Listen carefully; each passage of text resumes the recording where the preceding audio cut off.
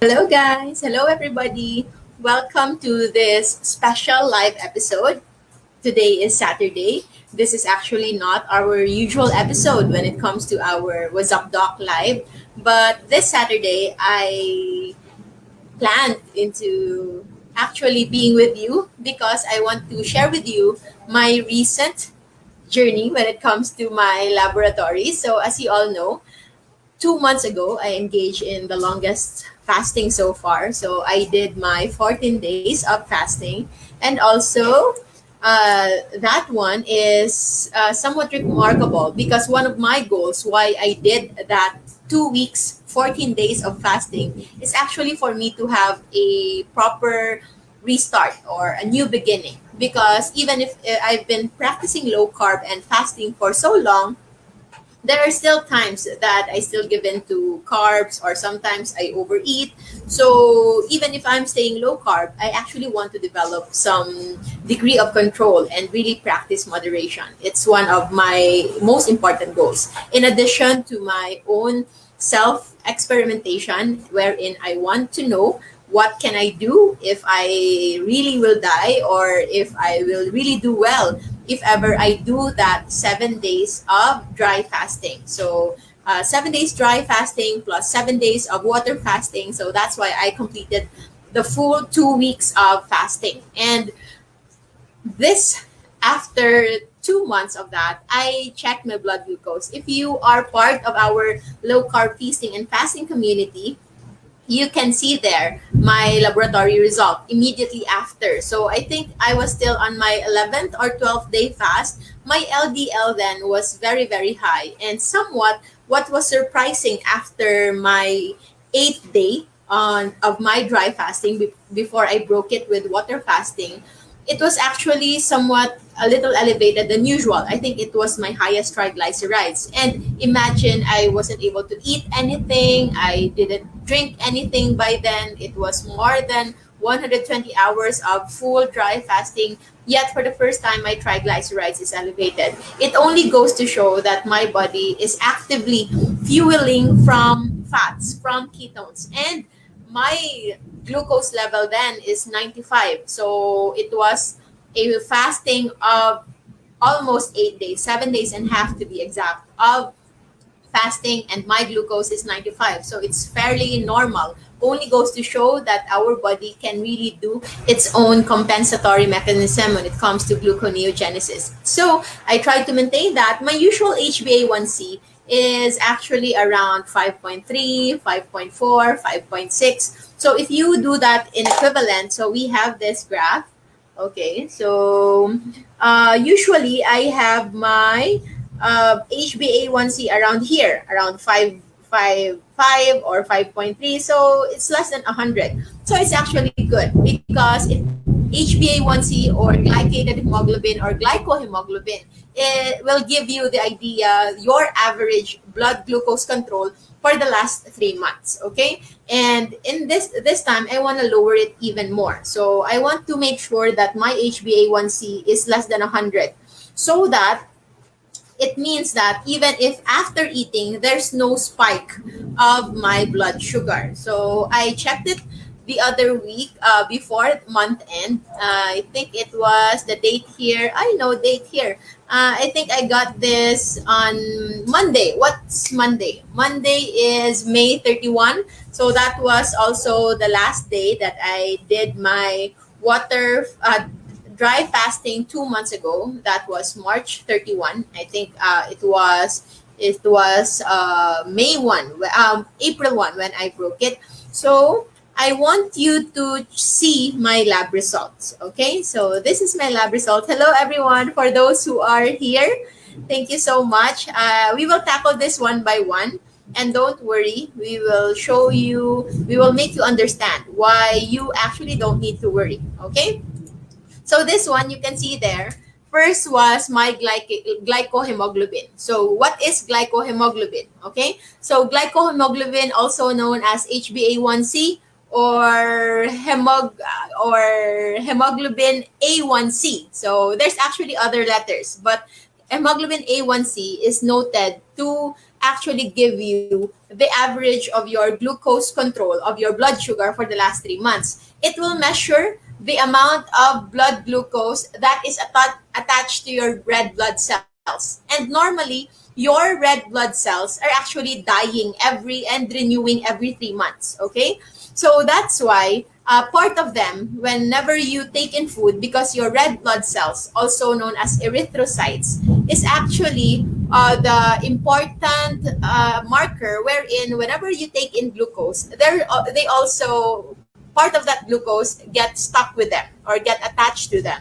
And it's normal, it's natural. It's just that the more glucose you eat, the more elevated your blood sugar is. There is this also higher tendency for those elevated glucose to be attached to your red blood cells or your hemoglobin. Okay, they are attached to the hemoglobin part of your red blood cells.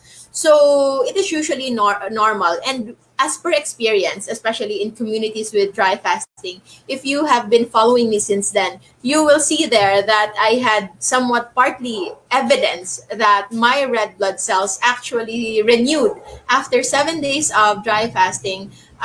My centrifuge blood that was withdrawn from me showed around 1/3 of new or young blood cells. So I want to check if my hemoglobin A1C is still okay. So in here we can see it's 5.1. So if 5.1, from this graph, you can see that 5.1 is maybe around 92. So 92, okay? So somewhat that is what I am really aiming for, to have a HbA1c or glycohemoglobin. So it's there's thunder here. It's not so, the weather is not so good here. So that's my HbA1c. I only took this laboratory results. This is glycohemoglobin and lipid panel. So everything below here, the triglycerides, cholesterol, HDL, LDL are all part of our lipid panel. Okay, so lipid panel is actually composed of these. Others will have VLDL in addition to that. Okay, but you can actually easily compute that if you want to. So why did I took this? Because for the longest time that I've had my blood results, everything else is normal. SGPT, SGOT, creatinine, all of my electrolytes are always normal. And then my CBC, my urinalysis are always normal. So in medicine, there is no point of getting these lab results, lab requests, without any reason. Okay, so there's no reason for me to take those. I don't have any clinical symptoms. I do not have any problems. So basically, even this, I do not have any indication. But this is for my own personal documentation. That's why I got this. I got this. Aside from saving money, of course, this is just what I am very interested to know. Okay, my glycohemoglobin. So even if this one is not representative of the last 2 months after my fasting, it goes to show that even before I did my 14 days fasting, I am already somewhat on a normal, lower range of normal glucose. And this time, we will tackle triglycerides. Okay, medyo galit ang mundo ngayon. So, first, what do you want for me to discuss, the triglycerides or cholesterol? Okay, so our topic is about total cholesterol and total HDL. And I think that is one of the most common findings among those of you who are practicing low carb and fasting. And when you go and consult with your doctors, mostly cardiologists, internal medicine, your family doctors, and general physicians, they will automatically give you statins. So it can be simvastatin, atorvastatin, rosuvastatin. So all of those statins, they all aim to lower your blood cholesterol. But what is really important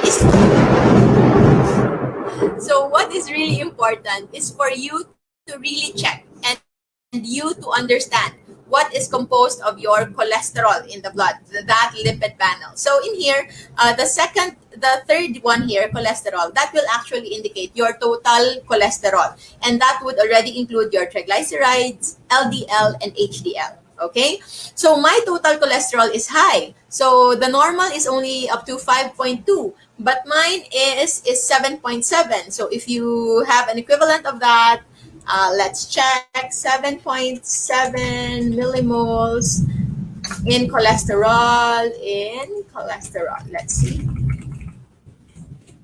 We will have 300 milligrams per DL, and I think the normal range is just around 250, right? Or sometimes they want it lower to 220, but mine is already at 300. So I know a lot of you have been following Dr. Berg, Dr.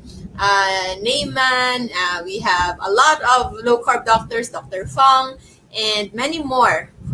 You might know that having a high total cholesterol is actually not that bad and nothing to be scared of if okay, there's a big if to this.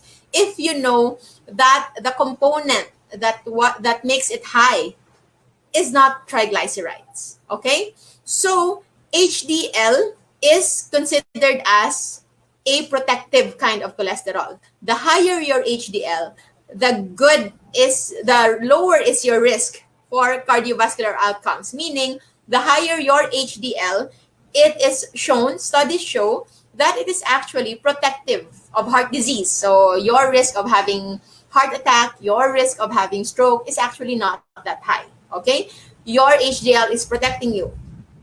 Triglycerides is considered to be like the bad cholesterol. Okay, so there are studies. So we will look at the studies showing that triglycerides is actually a useful tool for us to know that if we have that degree of risk in when it comes to our risk of heart disease. Okay, but LDL is the one that is always misunderstood. Okay, I myself, I admit, was trained under the idea that LDL is a bad cholesterol. Only the HDL is the good cholesterol. HDL is good, LDL and triglycerides are bad. But now we know more. And what we see here is that LDL is actually not bad. But you can think of LDL as a child, okay? So if a child is surrounded by good children as well, kind, respectful, well-mannered children, that child will become good as well. However, if that child is always surrounded by bullies, by those who do not have good manners, and those who are not so good when it comes to that, so that child is actually highly influenceable. Okay, he is vulnerable to that influence. So an LDL is like that. If you pair LDL with a bad company, that LDL will act bad. But if that LDL is surrounded by good company, kind and very healthy company, that LDL is actually going to be a good LDL. So how is that? How would that work? So it is because LDL is simply a low density lipoprotein. So L for low density, and density, low density, and last L would be lipoprotein. By lipoprotein, you mean it is made up of proteins and lipids. So it is actually a protein carrying a lipid. So it's low density, meaning it has a higher, bigger bulk of cholesterol that it carries. Okay? LDL only becomes bad if you are not using that cholesterol.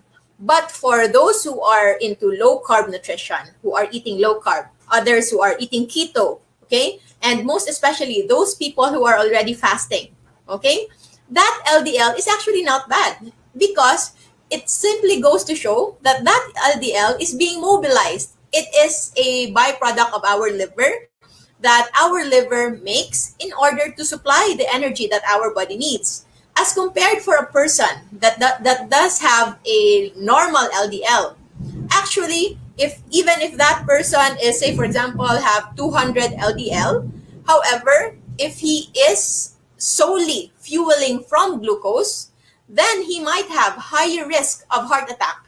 It's because those LDL get stagnated. They don't move. They are just there in your blood. The risky LDL, the LDL that we don't want, are the LDL that we don't use. But if you are using that LDL on a regular basis, so it's being used up and changed and replenished, So there's no cause to worry because you are using that LDL for your fuel to be converted into ketones in our body whenever we are already what we call as fat adapted, okay? And as a start, we go into ketosis first, okay? So it is important for us to realize that LDL, whenever it is high among patients, among people who are doing low carb, keto, and fasting, it only goes to show that your body is actually now utilizing fats for energy. So, of course, you don't take my word for it. So, that's why we will look into the specifics, which is related to journal articles, scientific articles. And don't worry, I will translate it all for you. Let's see, let's look up, and it is a direct screen share from Google Scholar and the other articles that we have here. So first, what do we have? So we have this abstract, and in here, low LDL. Why am I not worried when it comes to my LDL? This is one of the reasons. Low LDL cholesterol and increased risk of Parkinson's disease. A prospective study from Honolulu, Asia Aging Study. So this is somewhat quite technical, but the conclusion here is that the prospective study supports the hypothesis that low LDL is associated with increased risk of Parkinson's disease, okay? Although they have to yet confirm the underlying mechanism, okay? But it is important for us to realize that LDL is actually not bad for us, okay? This is only saying that LDL is actually promoting our body in formation. Oh no, I think this is a different kind of I'll share the different kind of journal. So let's do that again. So this is the first one. LDL cholesterol and increased risk of Parkinson's disease. So that's why I am not worried whenever I see my LDL high, because I know it is protecting my brain from Parkinson's disease. So Parkinson's disease is, we all know, as leading to dementia, or it's a cognitive decline, okay? So the most important, one of the most important manifestation would be forgetfulness, and sometimes they have uncontrolled tremors, and they have spasm, so they cannot move so much, okay, because all of their muscles somewhat are paralyzed, or not really paralyzed, spastic. So it's always on spastic mode, okay? So one of the reason why I'm not afraid that my LDL cholesterol is high, it's because I know it's protective of my brain. And why is it protective of my brain? And it is because LDL, or cholesterol in general, actually also provides the basic ingredients for our body to make the necessary steroids on a good amount that we need, the necessary hormones that we need, and even our bile acids, okay? So LDL is not bad, okay? Again, LDL only becomes bad if it's paired with higher triglycerides, higher hemoglobin A1C, okay? And as you can see from my result a while ago, my triglycerides is actually very, very low, and it is even having a lower HbA1c. So another, let's go to another journal, okay? Because I told you, you don't take my word for it, but we will see what unbiased science actually says about. Okay, so this study is a prospective study of dietary glycemic load, carbohydrate intake, and risk of coronary heart disease. Okay, so the risk for coronary heart disease is mistakenly pointed out to LDL.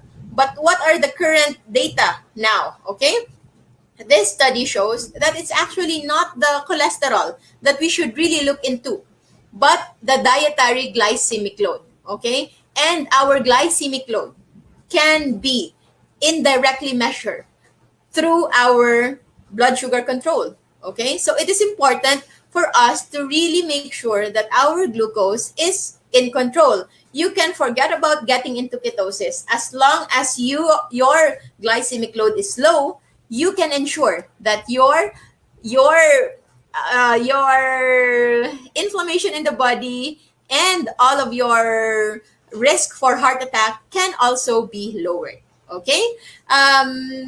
Facebook makes it difficult to access the link. Don't worry, I will tell you later how you can access the full link. Okay, you can just copy the ones that you have there in the description, and then you can go to googlescholar.com. Okay, you have to search it yourself because Facebook will not allow that. So in here, what we see here is that it's not actually the cholesterol alone, okay, but it is the intake of increased carbohydrate, increased glycemic load. That's why we are focusing our effort not actually in lowering fats, but in lowering our carbohydrate intake. Because with lowered carbohydrate intake, we also lower our blood glucose level. And when we lower that, we also lower our risk for coronary heart disease. Okay, so let's move on to another study, which is here.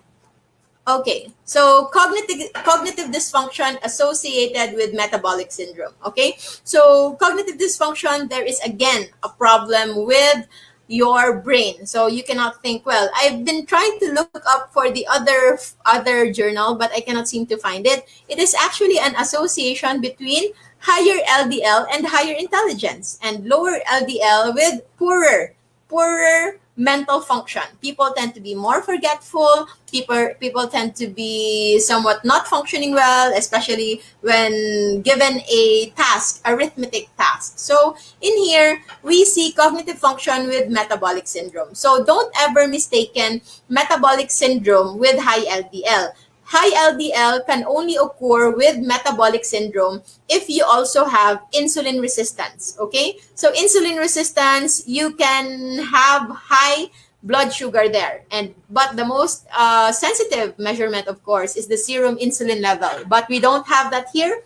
But you can have a gauge of it by knowing your daily glucose control, okay? And of course, your degree of inflammation. Speaking about inflammation, by the way, you can indirectly get your inflammation. I will put it here. If you want to measure your degree of inflammation, because LDL is only worrisome, okay? Is only worrisome if it is together with high TG, triglycerides, high and high glucose. And high glucose plus high degree of inflammation. High degree of inflammation, wherein our inflammation, we have markers that you can actually check from your blood chemistry if you want it. So we have ESR and CRP. So these lab tests are actually not really, so these lab tests are not routine. You have to request that if you want to take that. So ESR is erythrocyte sedimentation rate, and CRP is C-reactive protein. If you want to check that, you can have that checked, okay? So with high LDL and high ESR and CRP, so you should really worry, because that means that your body is undergoing inflammation, and that LDL may contribute to that inflammation. But LDL alone with lower inflammation, low triglycerides, and low glucose and or a normal glucose control, there's nothing to worry about. Okay, so let's go to another study wherein we discussed in here Parkinson's disease. We already have this, so we have it here. Okay, higher plasma LDL cholesterol is associated with preserved executive and fine motor functions in Parkinson's disease. Again, we can see here how a good number of LDL actually is protective for us as well. Okay, there's really no study saying that isolated high LDL is a risk factor. If so you can double check. You have to check if they also take into account the degree of inflammation and also the degree of glucose control in that person. Okay, but generally a high plasma LDL together with the friends, no, with the good kinds of kids, which are lower HbA1c, lower triglycerides, you have nothing to worry about. So next study we have here, let's see. So we are already done with higher plasma cholesterol and in here. How about statins? We will discuss that in a short while. In here, let's visit joint effects here. So this is the joint effects of serum triglycerides and LDL cholesterol and HDL cholesterol concentrations on coronary heart disease risk in the Helsinki Heart Study. Okay, so they look into triglycerides, LDL, and HDL. Okay, and they see that it's actually not the LDL that you should really look into, but it is the serum triglyceride concentration, which has really the prognostic value. Okay, it's the triglycerides that have the higher impact on your heart risk, on your risk for developing heart attack, in your risk for developing atherosclerosis, in your risk for developing stroke. Okay, but it together with a combination of HDL, okay, and LDL. So again, it's not alone that you should be worried about LDL. But if ever you are already doing low carb and already into fasting, but you still see your LDL is high together with your triglycerides, then it is the right time to really look closely with what you are eating, because you might actually be eating high fat and you might be eating the wrong kinds of fat. Okay, so the wrong kinds of fat would be the canola oil, the vegetable oil, the trans fats. You have seed oils, corn oil, rice bran oil, grapeseed oil, margarine, shortening, all of those processed oils, hydrogenated oils. You should really avoid that. The safest one to use would be coconut oil. Okay, so if you can use coconut oil for cooking, that's the safest for your body and also for the environment. Palm oil may be a little safe for your body, but it's not good for the environment. So let's avoid using palm oil. Okay, you can use olive oil and avocado oil for your salads, maybe taken as fresh as possible. And if you are not vegan or vegetarian, you can also use lard, tallow, pork fats. You can use that as a substitute for your cooking oil. So moving on, let's have another show. So we will discuss now about statins. Okay, so let's see here. What do we have when it comes to statins? Let's check for the available journal that we can lift.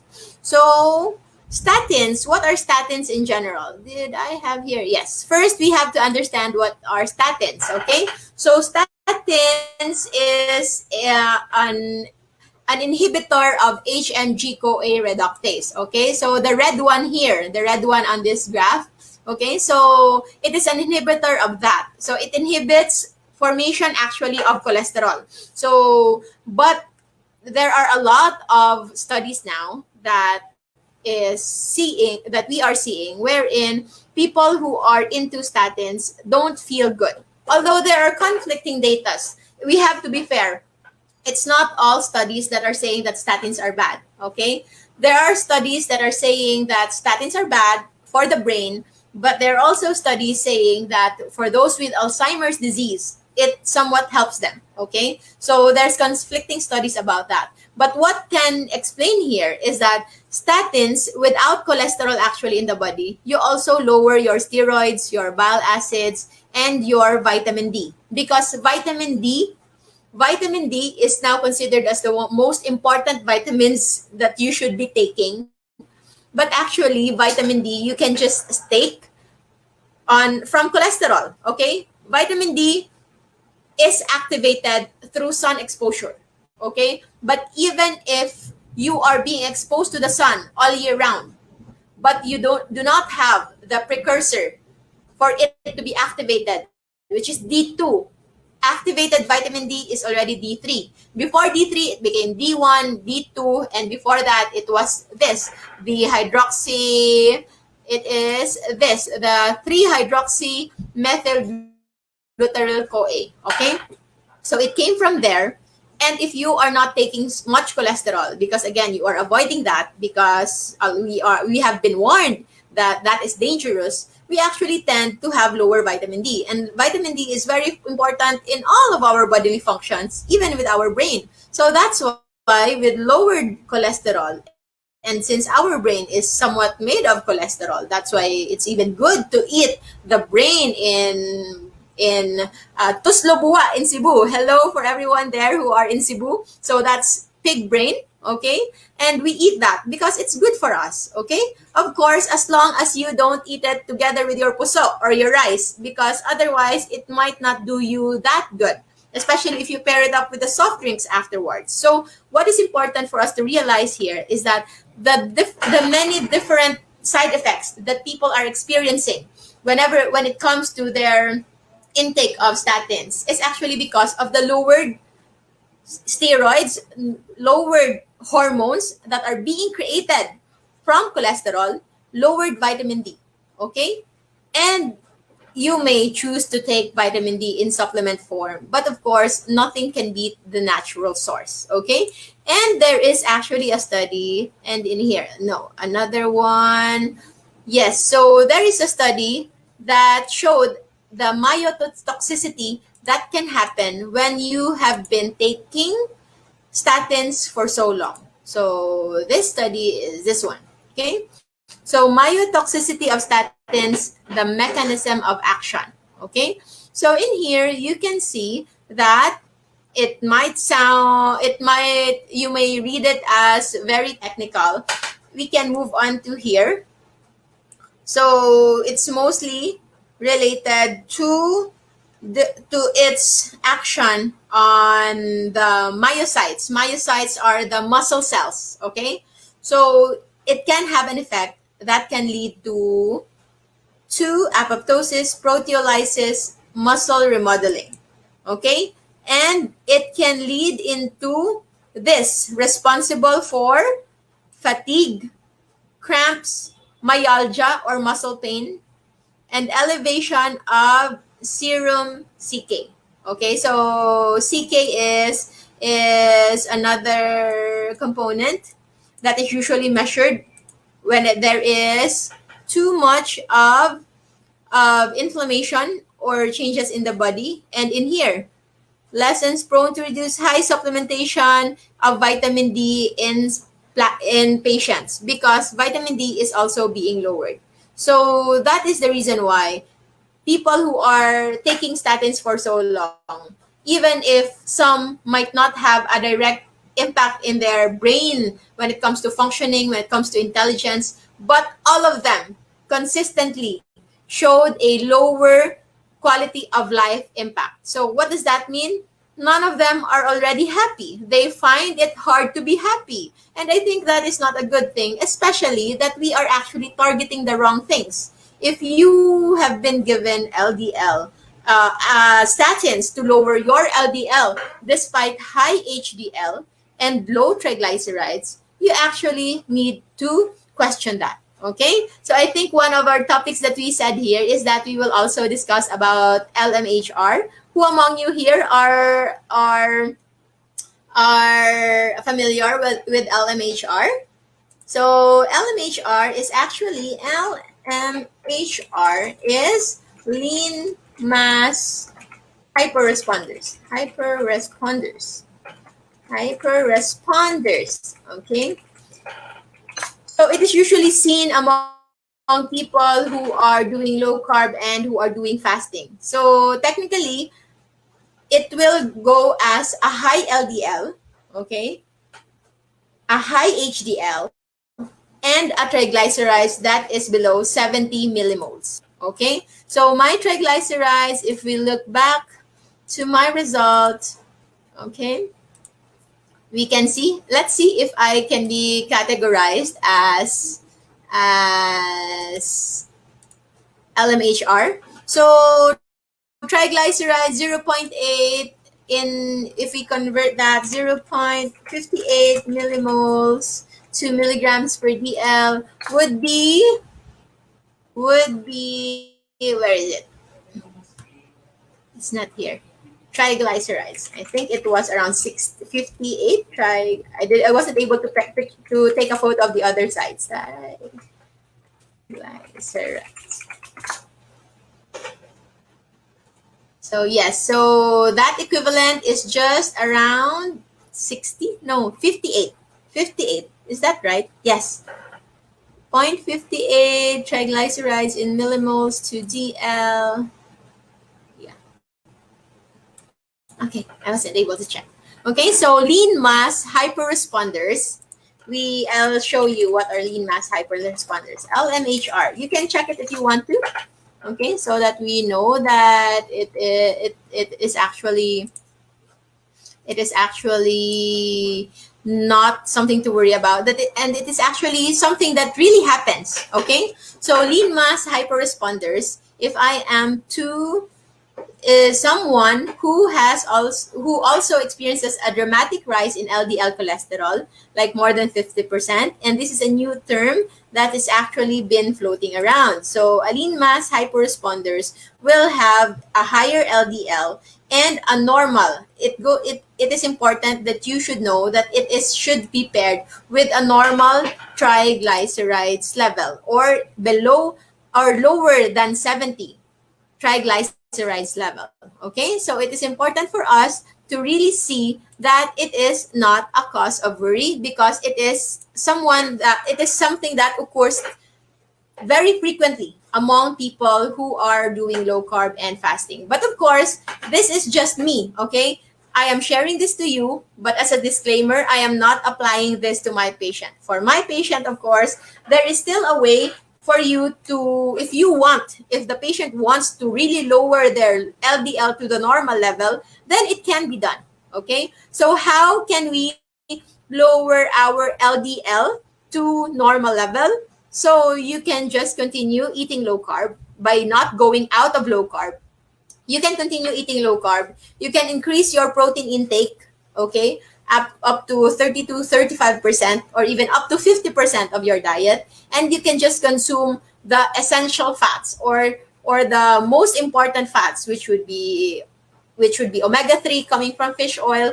Omega-6, you only need to limit that. Okay, omega-6 is essential, but more than the essential ones, like too much canola oil, too much soybean oil, that can lead to inflammation. So it's very tricky. So it's important that you just take just enough of that omega-6 for you to get that essential fats. You can also take VCO, virgin coconut oil, or extra virgin coconut oil if you want that, for you to ensure that you are taking the good fats. Okay, olive oil is omega-9. It's not essential, but it helps in increasing your HDL level. Okay, so, and if you want to really lower that, you may want to look into your calorie count. Okay, so we know that with low carb and fasting, we are not into counting our calorie much, but as just to show you how it is also good for us to look into our calorie intake, because actually we could be eating more than we need. Okay, because one tablespoon of oil or fat can already give you around 120 grams, 120 kilocalories. So that is how energy dense it is. So two ways: either you lower your overall calorie intake, especially coming from fats that are made up of cholesterol that you already have in your body, or you can increase your exercise. Okay, but if you don't want that, so you can just be okay with knowing that a high LDL, as long as it's with lower normal sugar level and normal triglycerides level, normal inflammatory levels, no inflammation like ESR and CRP, then you can just sleep well at night. But if you want to be on the safest side, that is safe among standard data, that is safe even among low carbers, because you want to be on the safest side, that is still lowering your cholesterol on a normal range that is acceptable by the current standard of what is normal, just like what you can see here. So the normal LDL maximum should just be 3.5. Is that 3.5 or 3.3? So 3.9 rather. So if you want to stick to that 3.9 only, so you can consider cutting in your food intake in general if you can, or increasing your physical activity so that you can consume that, because that is actually extra energy that you are not using. And yes, this is extra energy that I may not be using, or I would like to believe that I've been using it, but just on the right, on my brain and on some of my muscles, since I've been fat adapted for quite a long time. But of course, maybe I can lower it, maybe not, but that is just me. And don't worry, I'm not applying it to my patient. Okay, so I will entertain some of the questions here. So let's see. What's this? Me, I have researched on LMHR so that my wife will let me continue keto despite my lipid panel results. Haha, thanks, Dr. Grace. So this is actually my good friend, Dr. Nico de la Cruz. So I'm not the only one here. I'm not the only doctor here. If you can share to our group, Doc Nico, your research on LMHR, so that yes, yeah, I'm glad that your wife already allowed you to go into keto and low carb, because actually there's nothing to fear here if only you are really not biased, you are really not afraid. Okay, I want to show you the effect of too much simvastatin, too much statins in the system when taken in excess. Okay, so where is that? Let's see.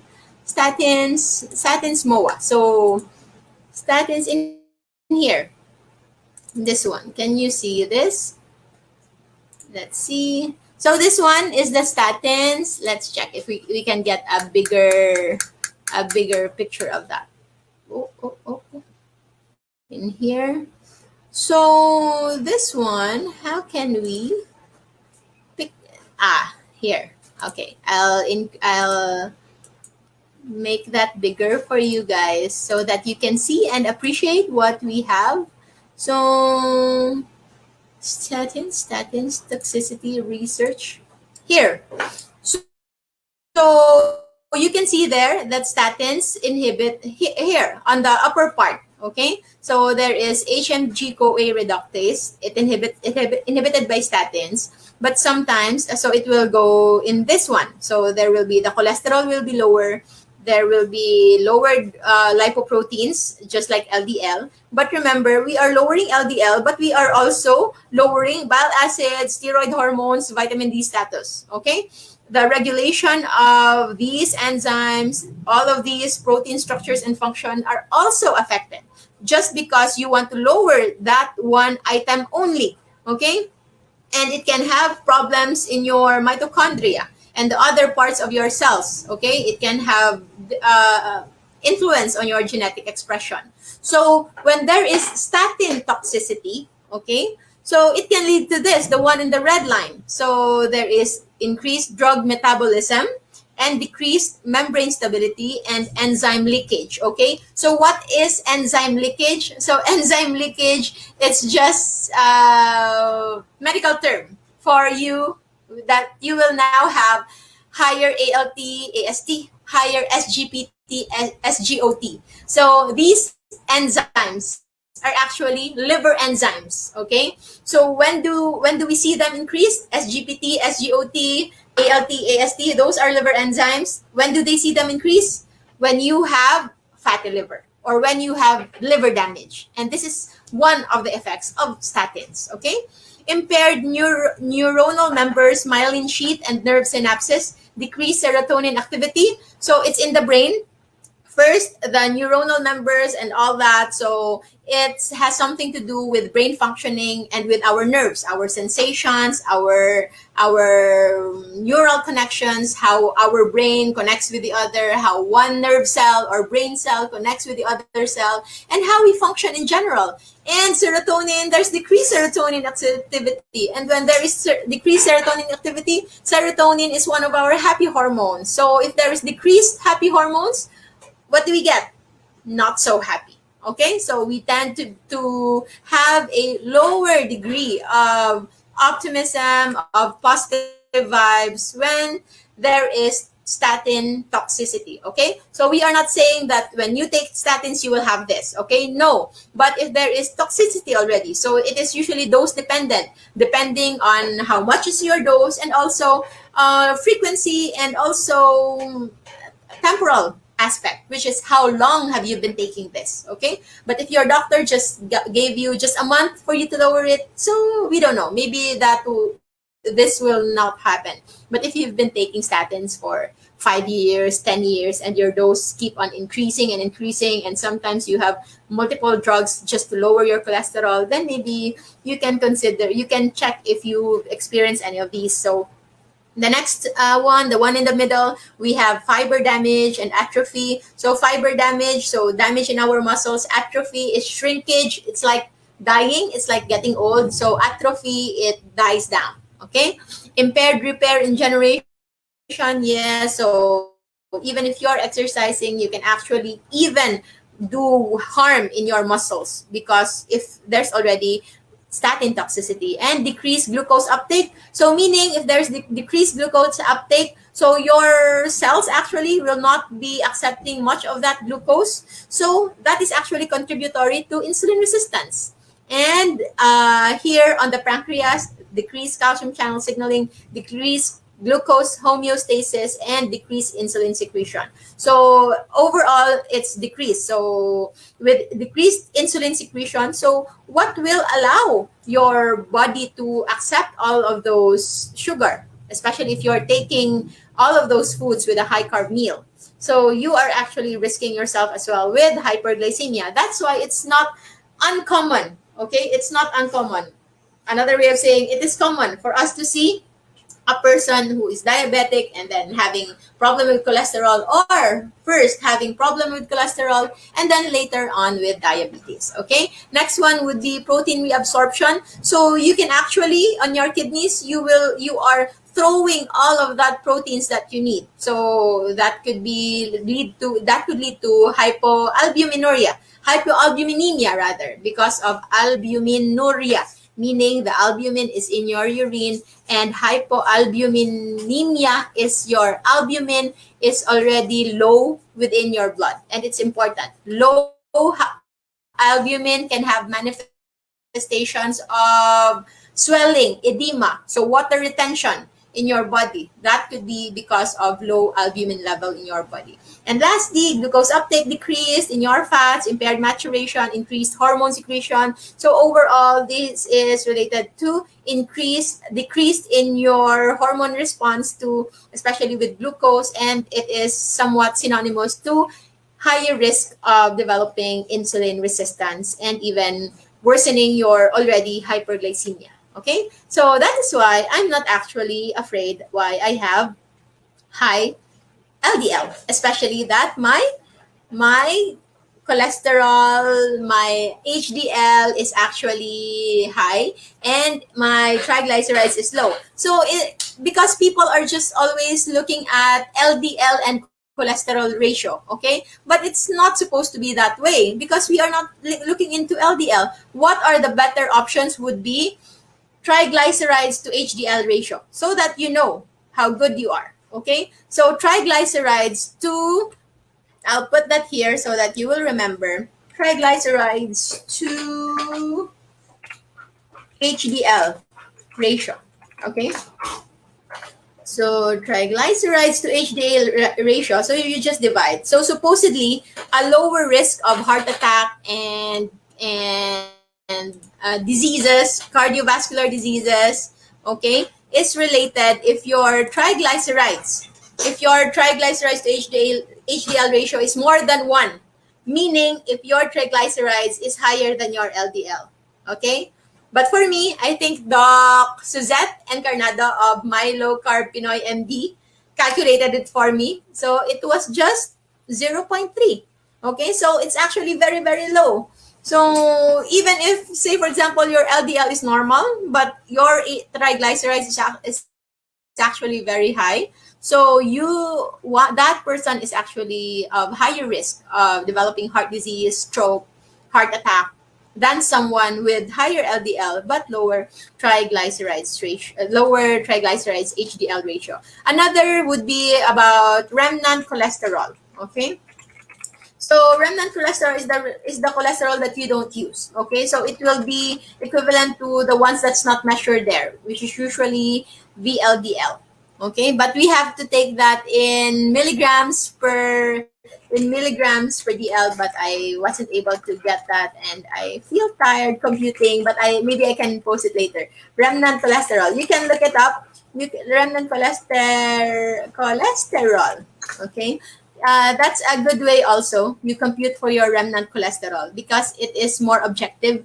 It is not just showing how much total cholesterol that you have, but actually it's the cholesterol that is stagnating or is not being used. Okay, so yes, that's the reason why LDL is actually only worrisome if it is together with high triglycerides and high glucose plus high degree of inflammation, ESR and CRP. And if we can add to that, included also would be what else? What else have you learned in high LDL? We have to make that into high LDL so that you can see. So yes, that's the reason why I hope you learned something today, guys, with our instant live episode for today. And if you are watching, I am inviting you all for our diabetes masterclass, which will start tomorrow. If you are interested, we will wait for you for our pre-registration period. And of course, we will see you. This is going to be a 21 long day masterclass. If you like this video and you think you can learn, and don't worry, most of you can appreciate it hopefully better since it will be in Filipino, and you will just have English subtitles for those who are English speakers, okay? But it will be an interactive group. It will be going to a support group. After the 21 days, the group will still be there. We can still accept new enrollees, but the pre-registration period will just end today. So thank you so much. We are looking at here. Creatinine, if creatinine is elevated, then that can be a problem of your kidneys. So better make sure that you have consulted first before doing anything drastic. And MCT oil, yes, it is a good source of fats. MCT oil is usually extracted from coconut oil, so but without the smell of coconut. So a lot of people prefer that. So MCT oil is readily converted into ketones. So you can just have that as supplement, or actually if you still have fats to lose, better to use your own fats as energy. But if you are already, like, say for example, very lean and with less than 15% of body fat, then you can use ketones to help you with your energy, especially if you want to increase more of your performance. Sabi ni Gilbert, for people taking medications, you must consult first your doctor and they will be the one to adjust your medications. Better kung LC doctor, because yes, they will understand your journey very well. Okay, so thank you so much, everybody. I'll try to see if I can get back to you with your questions. But this one is also live in our YouTube channel. If you haven't subscribed yet, kindly subscribe to our YouTube channel, Dr. Josephine Grace Rojo, for more videos. And if you have any health worries, most of that has been discussed already, so you can just check it there. So thank you so much. Onyx girl, come here, up, and say goodbye. Onyx girl, bye everybody. Thank you. wait. And let's end the broadcast.